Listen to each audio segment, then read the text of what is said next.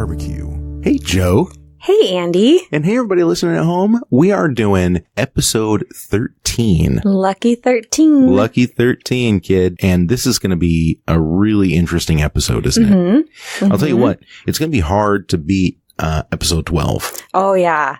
That was so great. Oh, so amazing. Mm-hmm. I love talking to Chris. I love hearing all of the information that he has to give out. Like, it's just so much knowledge, so much wine knowledge. And it's such a complex subject. There's just so much to know. Yeah. Like the thing with the coupe glasses, that came out of nowhere.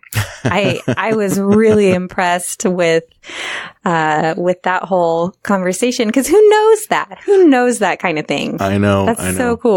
He didn't seem too impressed with the dead mom joke. But No, but we thought it was hilarious. Oh, I thought it was the funniest thing I've ever said. He was a real good sport about it. He was. Real good sport. He was. And he did say that he wanted to come back, so we didn't scare him away too much.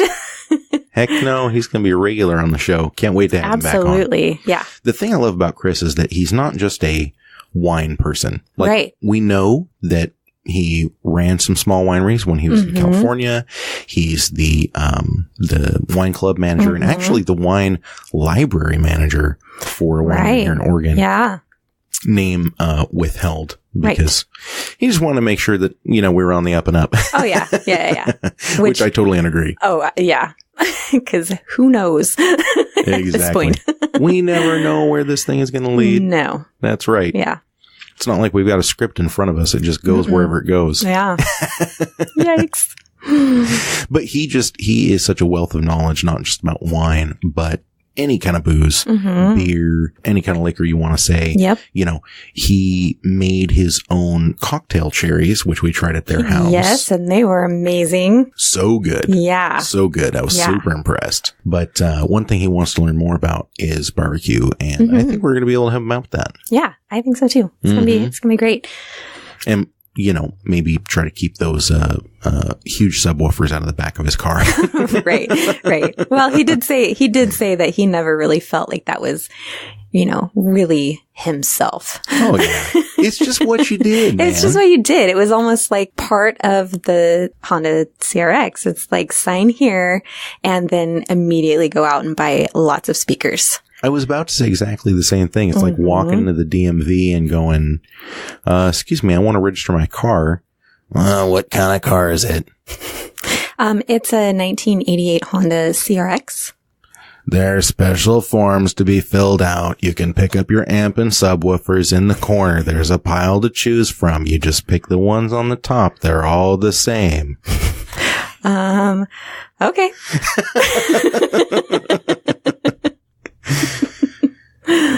Oh man, I never really got into car audio, but I remember when that was a huge deal. Oh yeah. And I remember when there was a company called Pyle, I think. Pyle? Yeah, Pyle. That sounds a little familiar.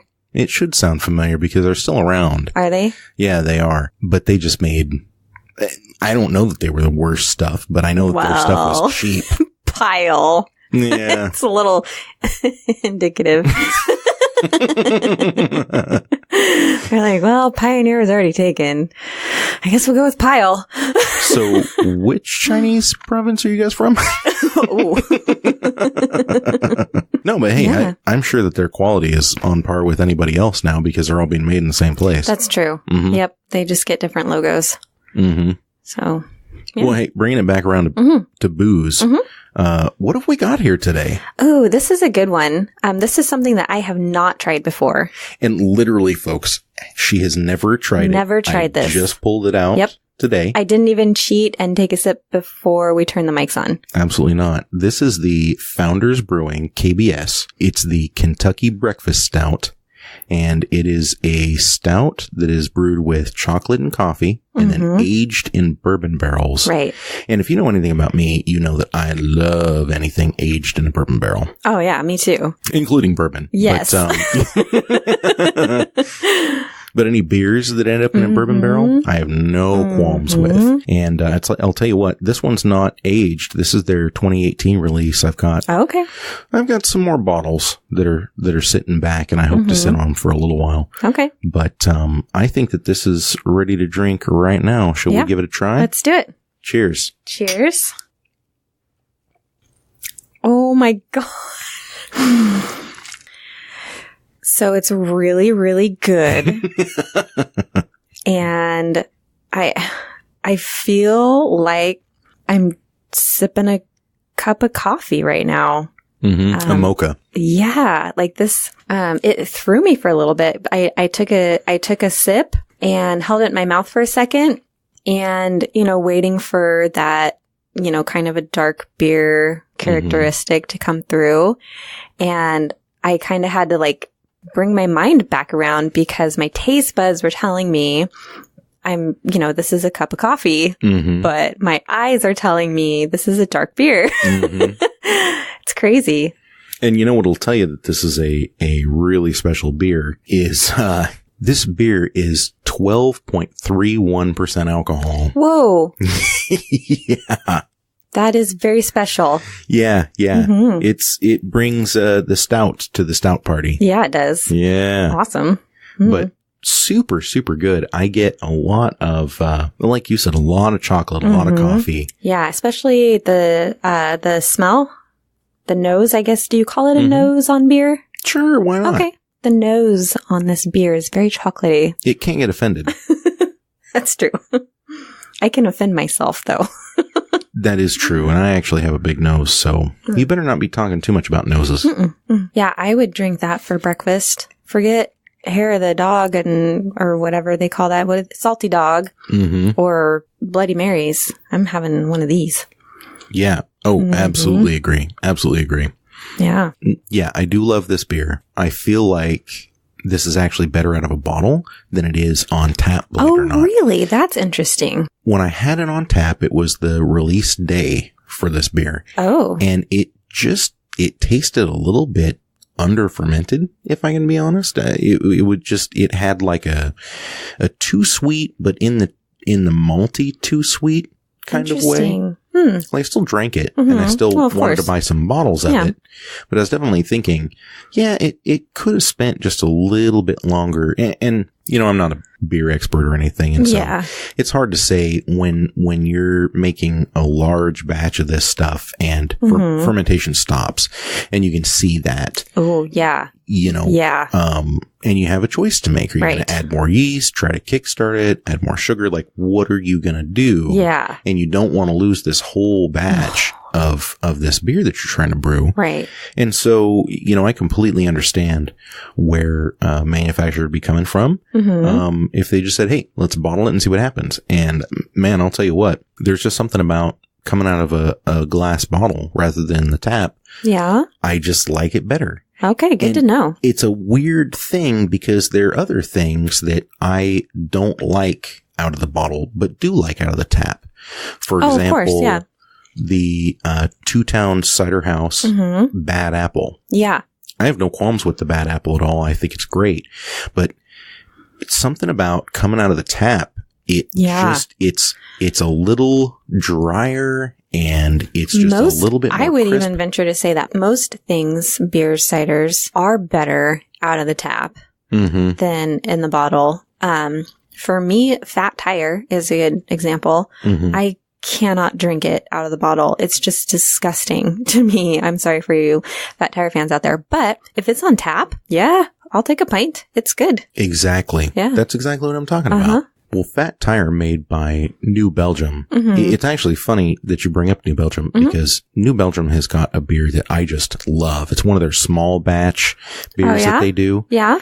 And it's called Coco Mole, and it is like a spicy chocolate porter. Ooh. And it is so good. Wow. So good. Like mole sauce. Yeah, like mole sauce. Oh, I would love mole sauce. If there's mole sauce on the menu at a Mexican restaurant, that is what I'm having.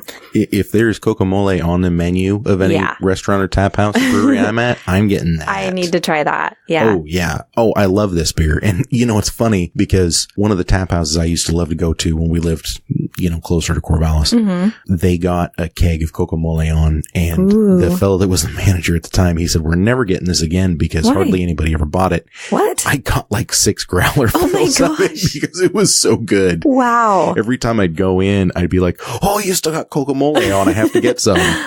And it was so funny, but I loved that beer. I mean, I love anything spicy. The ribs that you had when you were over last time, those were not spicy in the least. No. I tried to dumb it down because we had some sensitive palates in the house. Right. And it was kind of special request. Yeah. But I'll tell you what, man, if I'm making that on any regular day, I put in 4 times as many chili flakes because I like the spice. I've gotten into this weird thing with barbecuing where I'm not really putting sauces on stuff. And I didn't think I'd be that person. But I really am starting to get into that where if you do the dry rub correctly, it kind of forms its own sauce on the meat. Like the juices, and it's like a crust kind of almost. There's a certain amount of humidity in the smoker. Yeah. And it humidifies the dry rub on the outside, and it kind of forms this glaze over the top, Oh, I know. I'll tell you what I haven't done yet is I like the 3-2-1 method with my ribs where I smoke them for 3 hours. Although to be honest, it's always modified in some way. I never just smoke for 3 hours. Like I'll do 3.5 and then I'll wrap them for an hour and a half and then I'll unwrap them for 45 minutes. Oh, okay. At high heat. Or if I just want to keep rolling at like 225, I'll unwrap them for another hour and a half, that sort of thing. But during the wrap, people talk about adding fat back in. And if you're eating something that's not very fatty, that is important. Sure. If you're eating something that is fatty, it's still supposed to be important. Oh, okay. So I'm going to try that the next time around when I'm making ribs. I think I'll just go ahead and throw some pads of butter on top of the ribs before I wrap it. Oh. And then that'll geez. What a terrible idea. Oh, darn. Well, but it'll, I'm kind of thinking maybe it'll form its own sauce in the bottom. Oh. I've done that lots of times where I'll put a pan underneath a pork shoulder and I'll catch the drippings off of it. And then I'll cook the drippings down. That'll be a little bit of a sauce on the side. I've done that lots of times. And so that's the thing I love about barbecue, though, is it's all about just experimentation. And it's hard to get it to that competition. I use air quotes, competition level. Yeah. Because it's so subjective. Yeah. It's just like we were talking about wine yesterday. Good wine is a bit subjective. Good wine for one person is not going to be good wine for another person. Very true. And good barbecue is not going to be exactly the same as good barbecue for somebody else. Right. However, there is a certain level where we all know that good barbecue is good barbecue, right? And a good wine is a good wine. I would think so. Yeah. Yeah. And so trying to find that balance of you don't want it to completely fall off the bone. You want there to be a little bit of pull. And I'm finding an interesting line there because it's not that you don't just want it to completely pull away from the meat. You kind of do, but I'm noticing that the barbecue judges, they seem like they kind of want to work for it. Yeah, they want a little bit of resistance. They want to take that bone, if you're still talking about ribs, they want to take that bone and they want to have to twist it a few times before it comes out. Yeah. And I've been kind of struggling with that balance because I'm thinking, okay, you want pull on the bone. That doesn't necessarily mean that you want it very much attached to the bone. Right. All that means is that I want it to just kind of, there's a little bit of resistance. I want to use like one flosser to clean my teeth when I'm done, not the entire bag of flossers. Yeah. Boy, if anybody can quantify what the needs are, that is you, JoJo. Oh, I like to do what I can do when I can do it. Anything else you want to say about today's beer?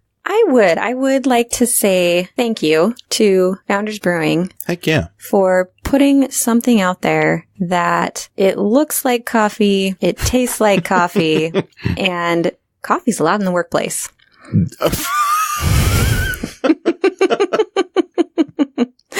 Much like vodka. It looks exactly like water, and water's allowed in the workplace. That's right. You know what the hardest part is about taking a water bottle full of vodka to work? What? People asking why there's an olive floating in the bottom.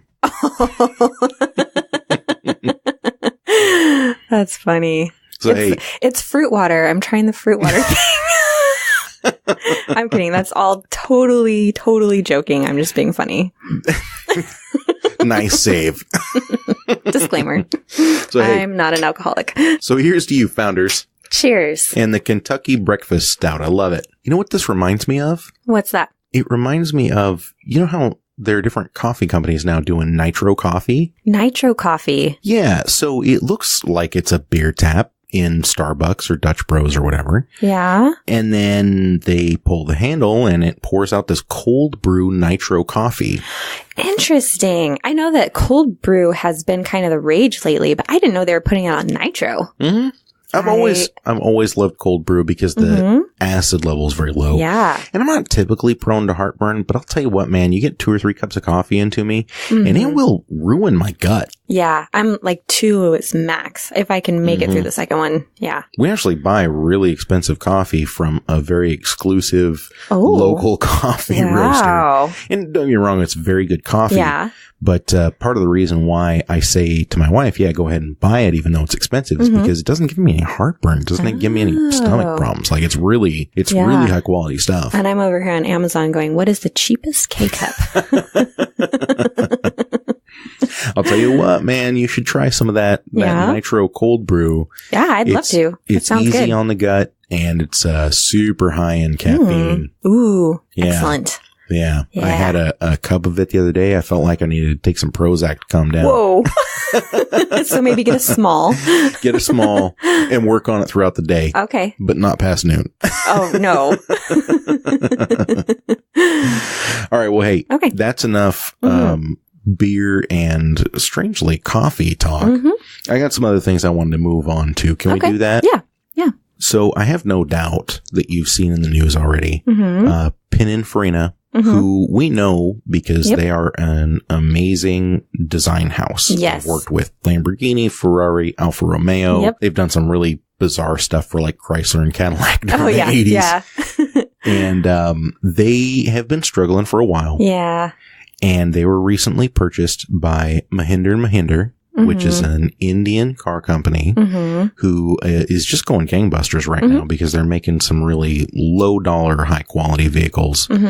And Pininfarina was bought by Mahindra & Mahindra. Yeah. And not that I have any concept of what this kind of money is. Right. But they purchased them for, I want to say it was like $180 million, 165-ish euros. Oh. Which seems like a bargain to me for a company who has made some of the most famous car body designs over the last 60 years. You know what I mean? Yeah, I see that.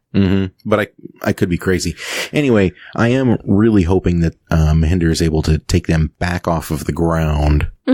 But Pininfarina is going a little different direction. I have it pulled up here on the screen. If you want to tell me what the title of the article says. Oh my goodness. It says Pininfarina relaunches as electric car brand. Oh, I'm sorry. What did you just say? I just died a little bit inside. Electric car brand. Yeah. Wow. Well, I don't know what to say. I know. I'm so torn on that whole thing. We did an episode where you went pretty in depth with the lithium batteries. We talked electric cars and blah, blah. And we don't really have anything against electric cars. Right. It's like I said before, you're making all of the power at 0 RPM. Right. Like there's really nothing to hate on about the electric motor in that sense. Right. But there is just, it's a little. I just can't help but feel like I'm like the wool's being pulled over my eyes because that's not what they're focusing on. They're not focusing on, the power and all that other stuff. They're focusing on the green side, and I'm not buying that as it stands today. Yeah. Maybe eventually in the future, if a few things kind of fall into place, then you can't really argue that it wouldn't work as a greener alternative to the internal combustion engine. But the fact that they're trying to tell me that it has to be this way, that's what I feel like they're saying is they're saying, Jojo, it has to be electric. This is the answer. And by the way, we don't know exactly how we're going to produce that electricity. We just know that this is the direction we need to go. Yeah. Yeah. And I don't like being told what to do. No, she does not. Second of all, I am one of those people who is largely motivated by nostalgia. So, I want my 50s and 60s American classic and muscle cars. Well, speaking of nostalgia, I've got a little thing pulled up here on the monitor that talks about some of the best designs to come out of Pininfarina since its inception. Yeah. And I just wanted to take a minute to kind of reflect back on these. Let's do that. I'm not going to insert any music, but people can just go ahead and hum to themselves or, pop open YouTube and put on some sad music. Yeah. 1933 Alfa Romeo 8C2300, which at the time was a very aerodynamic vehicle. Yes. And still a beauty even today. Yeah. One of my all-time favorites. The 1968 Ferrari Dino 206. Oh my gosh, I love this car. Love this car. Gorgeous. And it's not like it was the fastest Ferrari or anything like that, but just the body made it iconic. Yeah, it's so unique. The 1984 Ferrari Testarossa. Another gorgeous, just like timeless shape. Like absolutely timeless. And an icon of the 80s. Oh yeah. Oh yeah. 1966 Alfa Romeo Spider. I would take one of these in a heartbeat. Oh, heck yeah. Although somewhat sacrilegious, I would probably take the body off and try to graft the subframe of a Miata underneath of it. Well, wouldn't we all? If I could graft the subframe of a Miata under my SRT4, I would. That's a good point. That's a good point. Ooh, and retain your motor.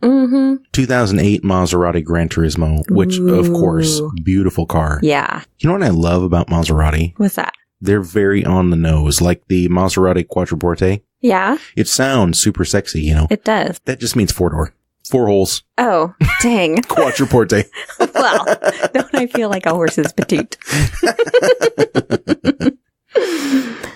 The 1966 Fiat 124 Sport Spider.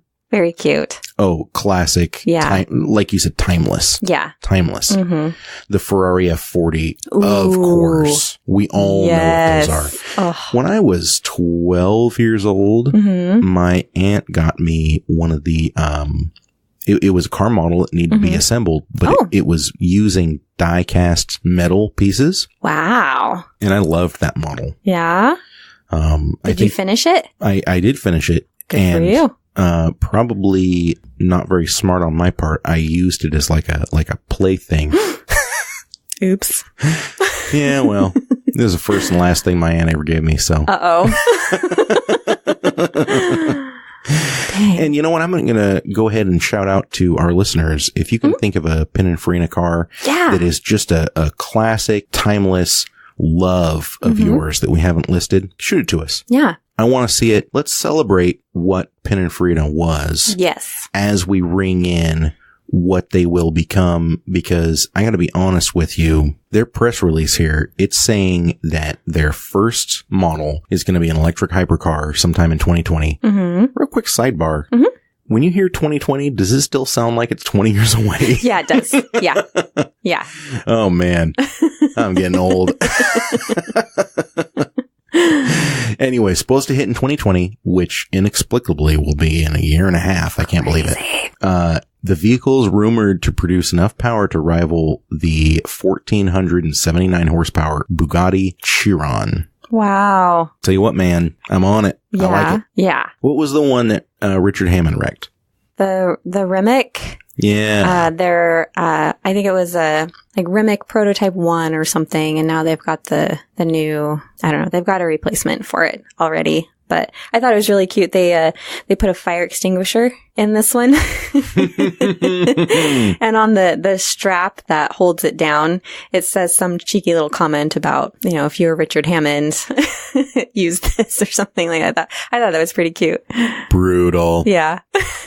Well, even Jeremy Clarkson, though, said that that's probably the quickest accelerating vehicle he's ever been in. It was, yeah. I remember watching that episode when they were doing the drag race. Yeah. And they had a camera on the speedometer, and it was accelerating so quickly that he couldn't speak fast enough to keep up with it. Right. It almost looked like and I don't know, maybe they had, this is TV, but it looked like they had sped up the camera. Mm-hmm. It was moving so quickly. Mm-hmm. Mm-hmm. Impressively not sped up. That thing is light speed fast. Yeah. That car went plaid. It was moving. Yes. I remember exactly what Jeremy Clarkson said. This is a clean show, so I can't repeat it. Right. But he had the perfect response. It was something to the effect of, that car goes really fast. I'd say that's a perfect response. Oh, man. Well, you know what? I wish Pininfarina all the best because they don't focus on the drivetrains. Right. They focus on the design of the car, which the designs of their cars, it is undeniable how beautiful their cars are. They're some of the most beautiful cars that have ever been produced. Absolutely. And we all know that, and that is an accepted fact. Mm-hmm.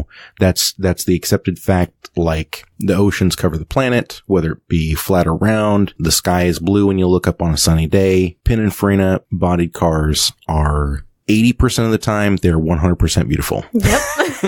There you go. Nailed it. Save for a few American-made automobiles during the 80s. Yeah. And that actually takes us back into something else, because one of the best-selling automobiles from the 90s, the Toyota Corolla. I had an 83 Corolla. Yes, you did. That was my first car. Like the first car not the first car I ever drove, but the first car that I bought for myself. Really? Like straight up bought for yourself. You owned it. It was yours. Yep. I love that. Yeah. It was a great little car. Well, the Corolla hatchback, which I'll be real honest with you, looks super underwhelming. Toyota has announced that they are not going to let the manual transmission die. Yeah. I'm excited about that. Yes. Good on Toyota. I want to call up Toyota and congratulate whoever it was that made this decision, because I love it. They are not going to give up on the stick shift. Nope. Places that are not America still buy manual transmissions. They're still a very popular option. Of course, they're losing popularity, but manual transmissions are a thing that I definitely don't think should die. No, absolutely not. No, I want a manual transmission in my vehicle. It keeps you engaged. It keeps you occupied on what's going on the road. For me personally, and I don't have an automotive engineering degree, but I think that all of these advancements that make these vehicles semi-autonomous, I think that they're directly correlated to the number of car accidents that we have every year. You can't tell me that here I am in a car that has the most comfortable seats I've ever sat in, that have heat and massage. That's not going to cause me to veer off into traffic as I fall asleep. Like, hello. Yeah. If I was in a VW Squareback with one of those wing windows where you flip that thing open, and even when you close it, it still whistles and air comes through there, and it somehow still manages to whack you in the eye with the cold air. It can be 112 degrees outside, but somehow there's still cold air coming through that thing and it hits you in the eyeball. I'm not falling asleep while I'm driving that thing. Nope, you're paying attention. Yeah. But if I'm in a Mercedes C-Class love seat that has heat, massage, it's got a toilet built into it, mini bar in the back. Exactly. Yeah. You're not there to drive. At that point, you're there to relax and fall asleep. Yeah. And that's why we have problems with people falling asleep at the wheel or wrecking their cars or not paying attention. Because when your car is doing all these things, when it's lane checking for you and it's automatically braking and it's doing all these other things, you feel confident that you can check your phone and it's not going to do anything. Yeah. And that really concerns me, actually. Every time I see one of those commercials where they create this scenario where, the deer jumps out in front of the car and the family has to slam on the brakes, but the car did it for them. I always think to myself, or you could have just been paying attention. Right. Exactly. Or you could just actually drive.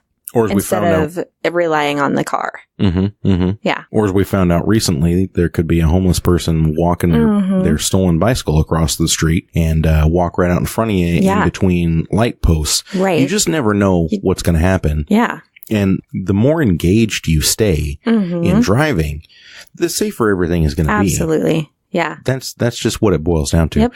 And I'm sure it's hard for people to hear that, us being car people, we have a very different outlook on it. Like if right now somebody said, hey, all the laws are changing, you now need to pay a little extra money and there are going to be some really intense driving schools that you need to go through in order to have your license.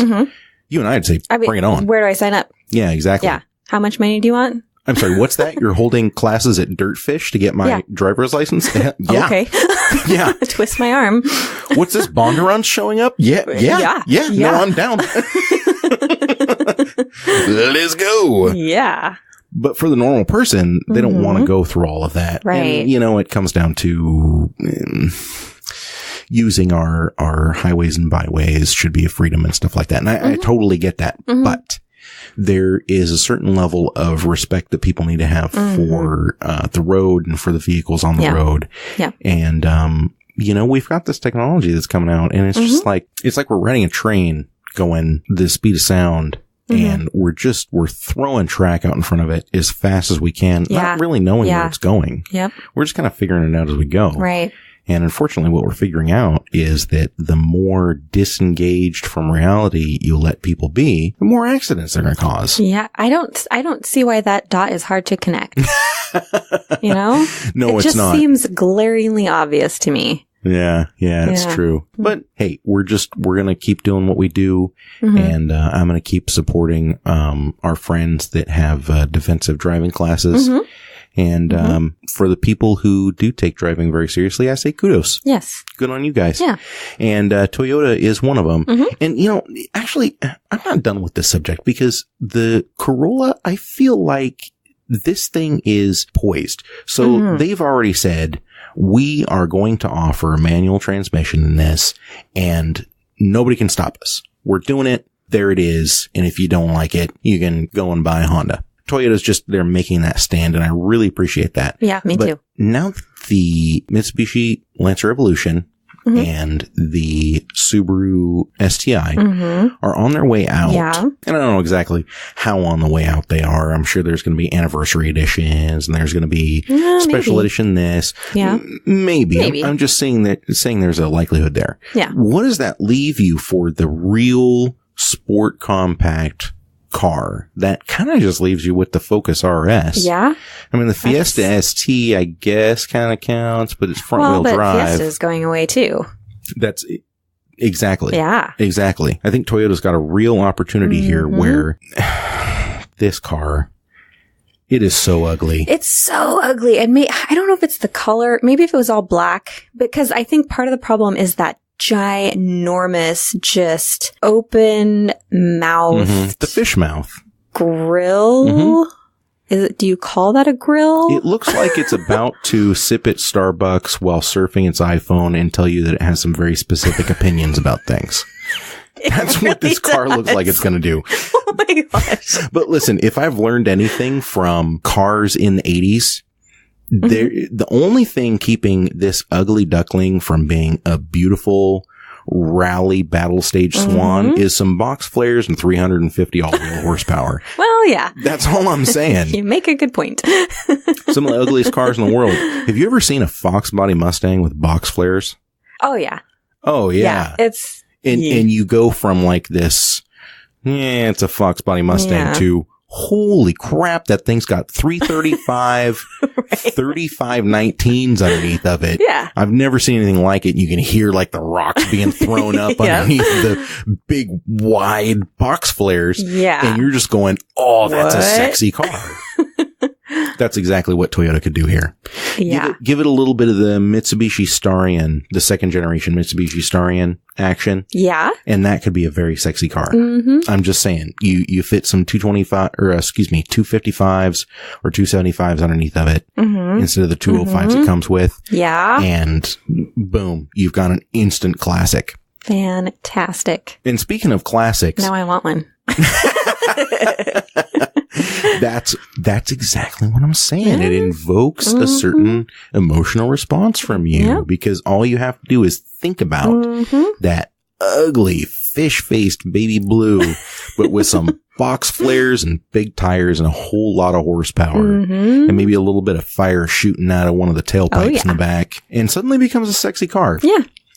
So speaking of sexy cars, do you know who the Staloop collection is? I actually do not. John Staloop. He has 145, or at least he used to have 145 car collection in Palm Beach, Florida. And they were part of the Car of Dreams Museum. Oh. Yeah. That sounds familiar. Cars of Dreams. Mm-hmm, okay. Mm-hmm. He actually put some of his cars up for auction at Barrett Jackson this past weekend. And you want to take a wild stab at what that brought in. I'm going to show you right here.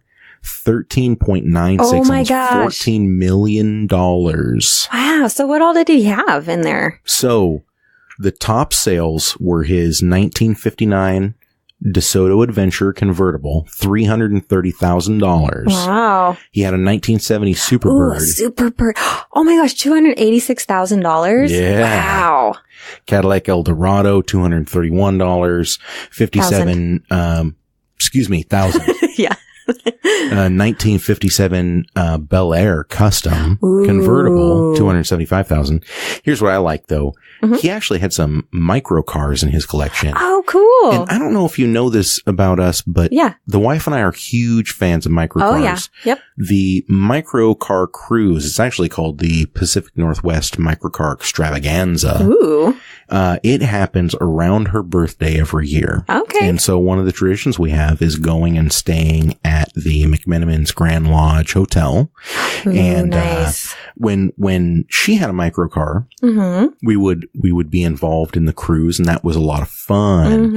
And of course now we don't, you know, with the house purchase and the trying to start the business and everything else, we had to give up some things. But one of the cars she's always wanted was an Auto Bianchini, sold for $37,400. Do you know what kind of car that is? It sounds familiar. Here, let me pull it up for you. You're going to recognize it right away. Boom. Oh, that was in Breakfast at Tiffany's. Yeah. Audrey Hepburn drove a convertible version of those. Cool. So cute. What a neat little car. Wow. For 34, what was it? 34.7? 37.4. 37.4? I'm dyslexic with 4s and 7s. Can you tell? Well, look at this. That's not a bad price. 1971 Fiat Jolly Tribute car. 41.8 and a 57 BMW Isetta. And of course, you know the Isetta. That front door opened like a tombstone. Yeah. The thing looked like a coffin going on the road. Terrible. Yeah. 57,200. Oh my goodness. I'll tell you what, man, these microcars, they are making a huge comeback. Awesome. Huge comeback. Their values are absolutely going through the roof. It's insane. It is insane. Wow. And, like the, what's it called? The amphibious car. Oh, the Amphicar. Amphicar, thank you. Those could be had for a song. Oh, yeah? Disney bought up a whole bunch of them because it became part of a showcase that they had. And now they are very valuable. To see a fully restored Amphicar for less than $50,000 is pretty rare. Wow. Yeah, pretty rare. So, fun fact about the Amphicar. So, a couple of guys in England back in the 60s decided that they were going to kind of prove the worth of the Amphicar. And they took two of them And the plan was they're going to drive them or boat them across the English Channel into France and then drive into the Frankfurt Auto Show in Germany. Dude, what? And they so made they drove across England. Yes. And got to that's got to be like 400 miles. It was a really long ways. Isn't the English Channel like 30 some odd miles across? 30? Yeah. Yeah, it took them several hours to get across the channel. Well, and I would hope so because they have a top speed of like 7 knots. So, and one of them actually started taking on water partway into the journey across the channel. But they tied a rope from the sinking amphicar to the still seaworthy amphicar and towed it over into France, into Calais. And they got it up on the shore. I guess that was kind of a production or whatever, but they got it up on the shore and they got everything worked out. And as far as I know, they made it to the Frankfurt Auto Show in their amphicars. That is hilarious. Yeah. And you know what? Good for them, a right? Testament to the car. Like, come on now. You're in an amphibious car that's moving super slow and you're fording the English Channel. Yeah. Scary. Oh, that takes some brass something, let me tell you. Yeah. That is hilarious. Yeah, I just thought that was such a great story. I'd love to have an amphicar. That'd be so awesome. Yeah. I keep just thinking to myself, one day when I win the lottery, not because I've like bought a lottery ticket, but I just find it on the, on the sidewalk. It just happens. Right. Ed McMahon just shows up at your door for no reason. Yeah. Ed McMahon, what are you doing here? I've never bought a magazine in my life. Great.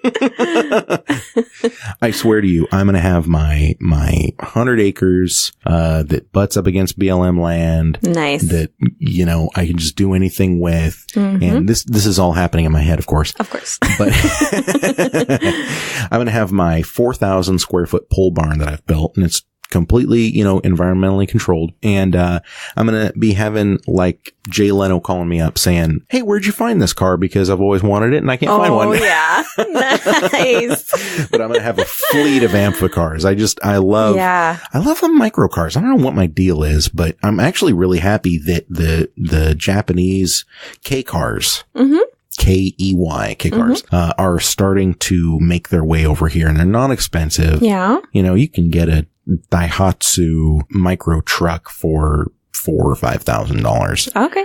As a matter of fact, I know a guy. I'm not going to talk about him right now because I don't know if he wants to be talked about, but I'll give him a shout out in a future show if he wants me to. But he has started a little business where he's importing parts mostly, but some cars. Okay. And you know what I want real bad is one of those AutoZam AZ1s.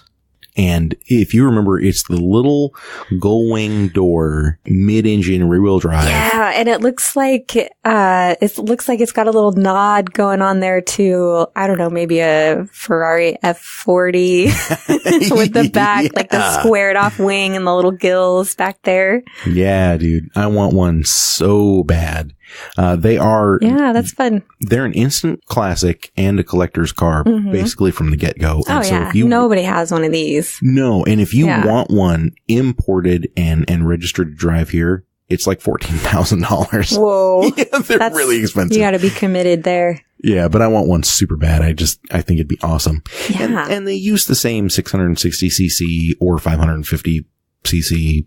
I think they're all 660cc, but anyways, Suzuki, I don't remember the nomenclature for the motor, but basically Suzuki made the engine for all these different cars during the 80s and early 90s. And this is such a fun car because it was built right before that crash in the 90s where Japan was just riding high and they could do no wrong and the money was just flowing. Nice. And, the crash, of course, happened in 94, 95. So the cars were only made for a few years, but, I really, really want one, as well as a Suzuki Cappuccino or a Honda Beat or, just take your pick. I love all those, microcars and I'm sure I'll have a fleet of them, shortly. Yeah. As soon as I win the lottery. Right. By not buying a lottery ticket. That's my secret to success. Just go ahead and hope that something good happens, but don't do anything towards it. Hope and dream, but no effort. Exactly. Hey man, effort takes effort, and that's not what I'm about. Oh, you know what? While we're on the subject of effort, there is a new segment that I wanted to introduce. Oh, you ready for this? Yeah. Mm-hmm. I don't have any intro music made for it or anything, but we'll get into all that. Mm-hmm. We're going to call it Smokin' Deal or Smokin' a Doobie. And listeners, I am going to put it on you. We'll go ahead and put a link up to this. But our first entry for Smokin' Deal or Smokin' a Doobie is a 1990 Nissan 240SX, and the fella calls it an S13 Sylvia in his ad. Mm-hmm. He wants $24,000 for 1990 240SX. Huh. Now, it does have a few things that I like a lot. Yeah. Actually, I'm a huge fan of the second sentence in his ad. The car is in excellent condition inside and out, besides several small imperfections. Oh my gosh. Everything was going fantastically well until it all went horribly wrong. Right. I'll tell you what, though. I do like his build a lot. Yeah. He's rocking an RB26 with a big turbo. Mm-hmm. I don't know, man. It kind of looks like a GT40 or GT42 to me. It's huge. Mm-hmm. The claim is that it makes 810 horsepower on 26 PSI on E85, 500 horsepower at 16 PSI on 93 octane pump gas, which is interesting to me because I don't think we have 93 octane available to us in the area where he's posting this, but... Oh, maybe it was a typo. Maybe that's one of the small imperfections he was alluding to. I'll tell you what, man, for 1990, you know, like I said, a 240, it's pretty immaculate. It's very clean. Yeah. If those are actually pictures of the car that is for sale. It's this midnight blue, which some may call purple. It looks like it's got R32 wheels on it. It is quite a thing. Yeah. It looks like someone who has put money into their project car and they're thinking, I'm going to get my money back out of it. Well, maybe half. Maybe half. It does say that he has over 40 grand into the thing, but he's got receipts. He's got receipts, baby. That's what it comes down to. I had receipts from my all-wheel drive Protege and... but not an all-wheel drive Protege. Sorry. Got about a fifth of what it was, what I had into it. But you know what? That's okay. We build them because it's a passion. Yeah. We build them for the sake of building them, not for the resale value. Right. Right? Right. But we're going to go ahead and put a link up on the website and on the Facebook and the Twitter and the Instagram. And I'm going to use the hashtag Smokin' Deal or Smokin' a Doobie. And I really want to hear what you guys have to say about it. Yeah. Do you think this is legit or what? It's something. It is something. I'll say that. I'll tell you what, man, $24,000. If you shop around, that'll get you an R32 GTR. Yeah. And, I'll go ahead and just say that's a car that I want pretty bad. Okay. If I were to get an imported vehicle right now, and no AutoZam AZ1s were available, I would do an R32 GTR. I would in a heartbeat. Finding the all-wheel drive parts is going to be a little bit difficult, but the suspension components... But you've been there before. Sorry. Oh boy. Yeah, 323 GTRs are hard to come by, real hard to come by. But, you know, suspension components and things, there's a lot that's shared with early 90s Nissans. And you can find a lot of parts, aside from the RB26 parts, obviously, here stateside. And I don't think it'd be that bad trying to put one together. Yeah? Yeah, I really don't. So we'll go ahead and put that up. And we'll hope that the person that originally posted this likes a little free publicity and doesn't mind us poking a little fun at him. Right. It's all in jest. You got a beautiful car. Yeah. You're just asking too much for it. Right. Well, that new segment's not the only new thing we have going on, is it? Right. No. We're going to be trying to do a little bit more structured posting. Yeah. Between Twitter more regular social media presence. Because now we've got the Instagram, Booze, Booze, and Barbecue.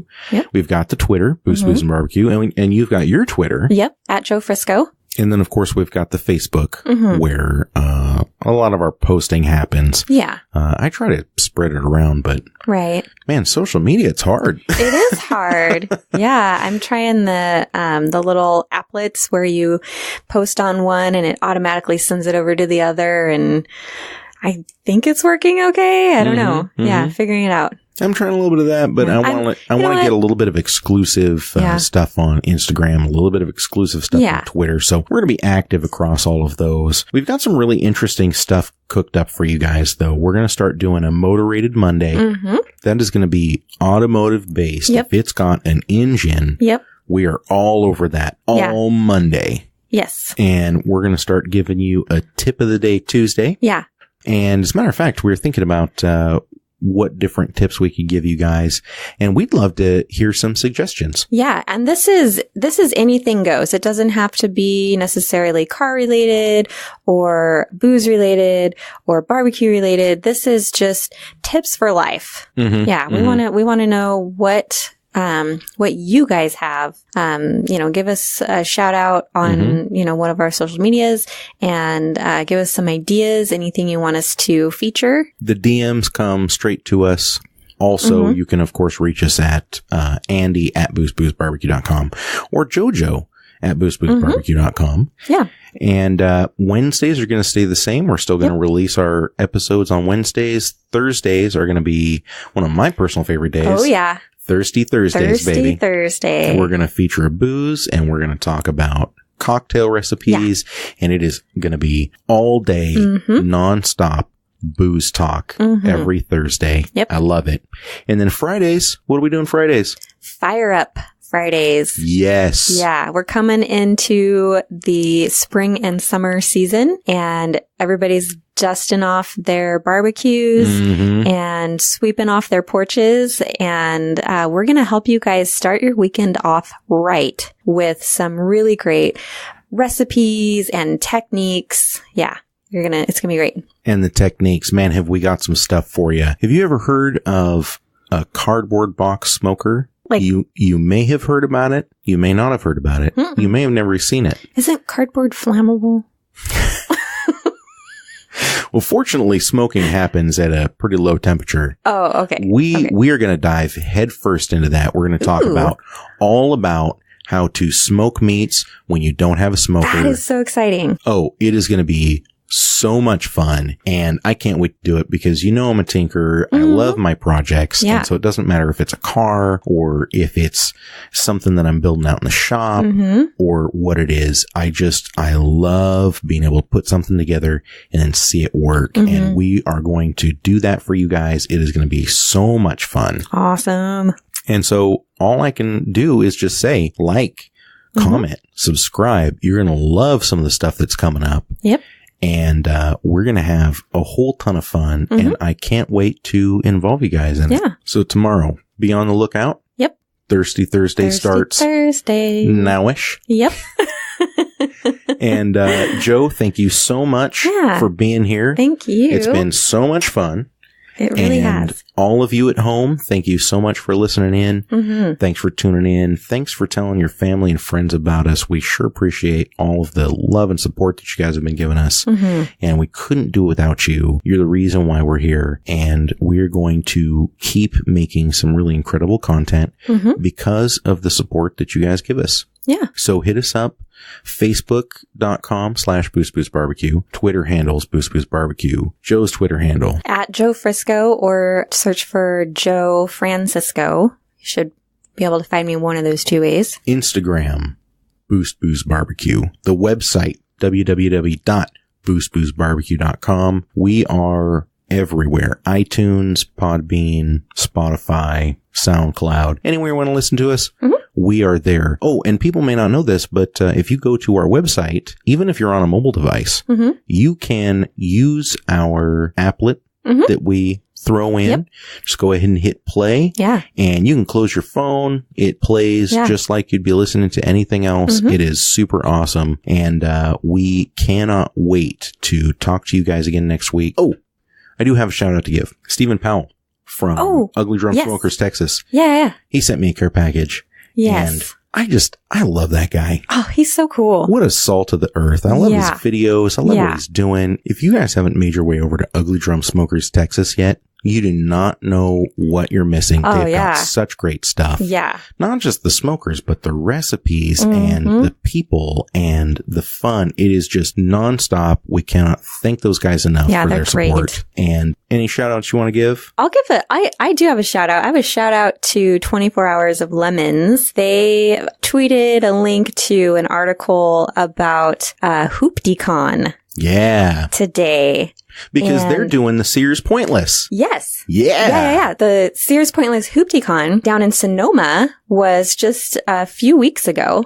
And basically what they did was they took all these sort of fringe type auto Mm-hmm. shows, automotive shows. Radwood was there, right? Radwood was there. Yes, I love those dudes. Yeah, so that was the original article that I saw that they tweeted out was this little blurb about Radwood, and Radwood is kind of a play on words with Goodwood, the Goodwood yeah. revival, but they use the word rad instead of good because it's all 80s and 90s cars. So be still my heart. I know. So this is stuff that we grew up with, seeing them every day. You can still see a lot of these cars out on the road. But if you think about it, these are like the collector cars of the future. Oh, absolutely. Yeah. And so they have this huge event now called HooptyCon, where it's shows like Radwood, shows like Billetproof, Concord of Lemons, Mm-hmm. even the Fiat America or Fiat Club America was there. Gambler 500 had a few rigs there. Oh, love the Gambler 500. Yeah. So unfortunately, I missed it. I'm just finding out about this. But anyways, 24 Hours of Lemons tweeted out a link to this article, and I read it and I was just like, oh my gosh, this is the coolest car show ever. I need to go to this. We probably need to talk about it on the show. And they tweeted me. They replied to my tweet like within minutes. And I was like, oh, wow, there's someone behind the keyboard there. This is really cool. So we tweeted back and forth a little bit. And I really appreciate that. You know? Oh, yeah. Because they're engaged with their fans. Yeah. And hey, we're fans and we're doing this itty bitty little show with, all both of you listeners. So we may as well tell you guys about this. Yeah. And, go over there and check them out and, give them a little love and support. And if you do end up talking to them, tell them who sent them. Yeah. Booze and Barbecue. Yeah. Absolutely. And, man, I cannot wait to check one of these out. I'm really hoping they come our way. Yeah, me too. I asked him when the next one was going to be, and he just said that he or she, whoever was typing the androgynous fingers, replied that they were still working out some details, so that it's TBD. I love it. I wish them all the best. I really hope that they can bring something together. Yeah. And I'll tell you what, man, if they can come up with something and bring it to our neck of the woods, I smell a live show. Yes. Yeah. All right. Well, hey, I think that about wraps it up for us. And guys, can't thank you enough for listening in. Hit us up at all the normal spots. We have got some really great stuff coming down the pipe. Make sure to like and subscribe. Otherwise, you're going to miss out on all this fantastic stuff. Yeah. And I tell you what, you don't want to do that. No, you don't want to miss this. No. You want to stay in the loop and you want to see what's going on here because it's big things and we're going to have a ton of fun and can't wait for you to come along for the ride. Yeah. So, hey, for Joe and everybody else here at Booze and Barbecue, this is Andy. Thanks so much for listening in, and we will see you next time.